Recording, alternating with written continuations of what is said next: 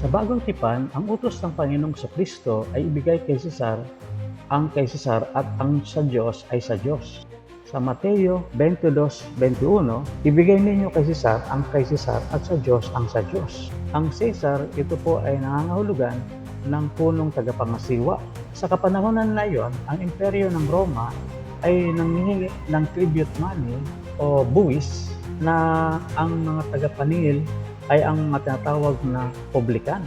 Ang layunin nito ay panatilihin ang kaayusan ng lupa, pagpapanatili ng mga daan, struktura at mga seguridad. Maging ang kaayusan ng templo ay pinupundan mula sa sistemang ito. At ang pagbibigay ng tribute o buwis ay mariing inuutos din ng mga apostol. Ayon sa Roma 13:7, kaya ibigay ninyo ang nararapat sa kanila. Kung buwis at iba pang bayaran ninyo. Ano naman ang pagbibigay sa Diyos? Sa Mateo 25:40, anuman ang ginawa ninyo sa pinakawalang halaga ay sa akin ninyo ito ginawa.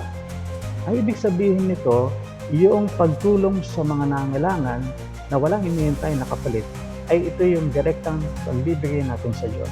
At ito rin ang sinasabi ng mga apostol sa Roma 12:13, tumulong kayo sa pangangailangan ng mga kapatiran. At sa Santiago 1:27, ang relihiyong tinuturing na dalisay at walang kapintasan ng Diyos Ama ay ito, ang pagtulong sa mga ulila at nangangailangan sa alang kahirapan.